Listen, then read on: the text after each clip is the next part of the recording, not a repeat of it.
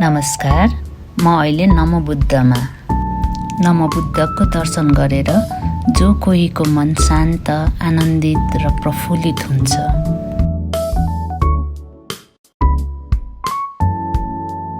नमोबुद्धदेखि बनेपासम्मको दूरी करिब 17 किलोमिटर छ। आउनुहोस् आजको यो यात्रा मसँगै गरौँ है त। म अहिले नमोबुद्धको थ्राङ्गु टासियाचे गुम्बाबाट ओह्रालो झर्दैछु। नमोबुद्ध राजधानी काठमाडौँबाट 40 किलोमिटर दक्षिण पूर्वमा अवस्थित छ। यो चोकबाट दायाँ लागेमा धुलिखेल पुगिन्छ भने सिधा लागेमा पनौती पुगिन्छ।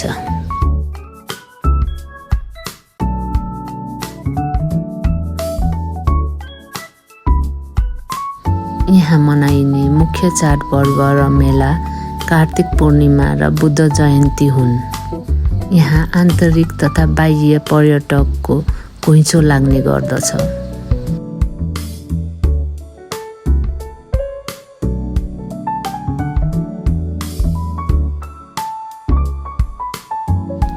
शङ्खुपाटी चोर हुँदै म मेरो गन्तव्यतर्फ लागेँ।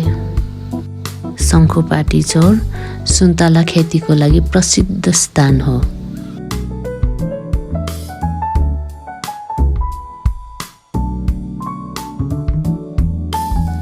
यहाँको रसिलो, गुलियो, ताजा सुन्तला खान म पनि हरेक वर्ष यता आउने गर्दछु।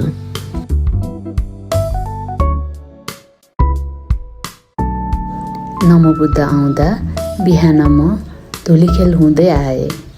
फर्किँदा यो बाटो हुँदै पनौतीबाट फर्किँदैछु।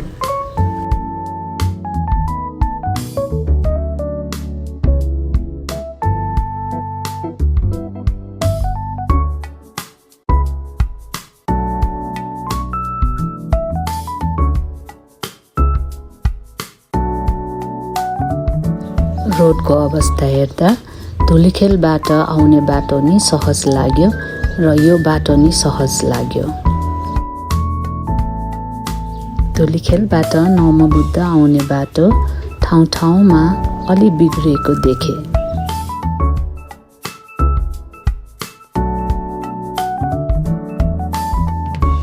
ठाउँमा ढलान गरिएको अनि पिच पनौती नमोबुद्ध रोड मलाई राम्रो लाग्यो।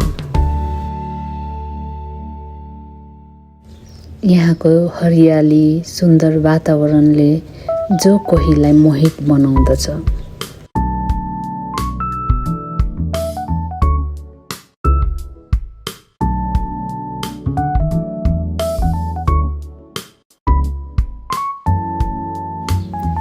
सहरको कोलाहल, वायु प्रदूषण, ध्वनि प्रदूषणबाट कतै टाढा स्वच्छ वातावरणमा रमाउन चाहनेहरू त एकपटक आउनै पर्ने ठाउँ।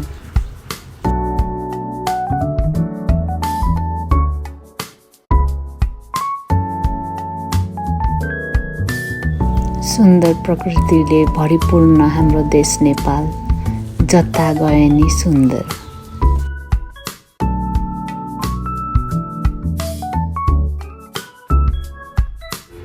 यो ठाउँको नाम मकैटार।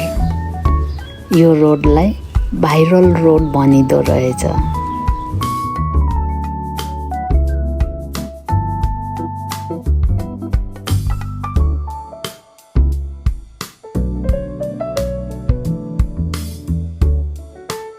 नमोबुद्धबाट शङ्खु, मकैटार, भाइरल रोड, सुन्थान, पनौती हुँदै म बनेपातर्फ लागेँ।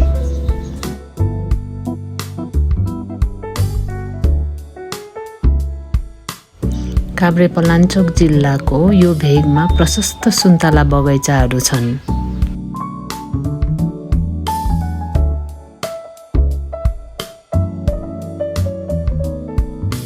वर्षा ऋतु सुरु हुन लागेको हुनाले अहिलेको मौसम ड्याममा बादल लागेको, तुहालो लागेको छ र पनि घाम लागेको हुनाले आजको दिन राम्रो छ।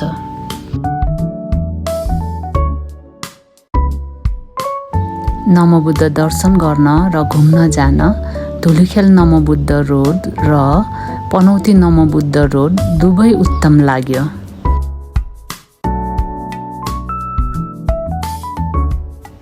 बाह्र वर्षे मकर मेला लाग्ने त्रिवेणी धामको किनार हुँदै म पनौती आइपुगे।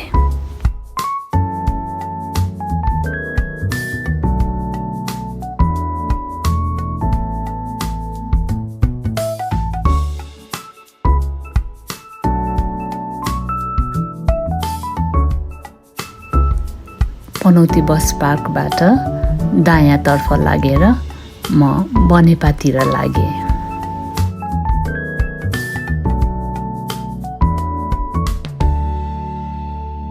पनौतीदेखि बनेपासम्मको दूरी लगभग 7.5 किलोमिटरको छ।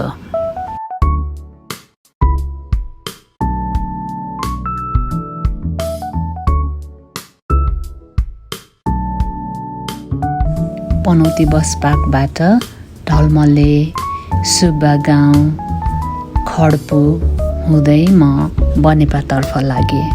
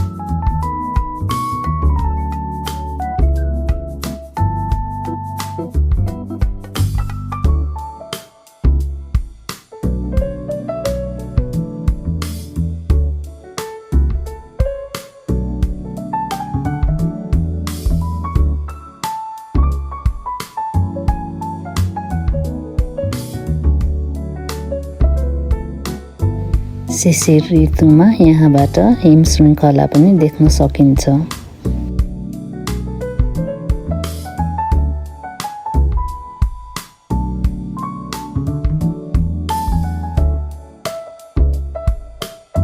साथीहरू, आजको यो भिडियो कस्तो लाग्यो प्रतिक्रिया दिनुहोस् है त। यतिन्जेल मेरो भिडियो हेरिदिनु भयो, यहाँहरूलाई धन्यवाद।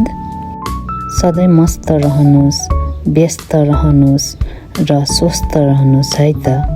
फेरि अर्को भिडियोमा भेटौँला है साथीहरू। हजुरहरूको दिन शुभ रहोस्।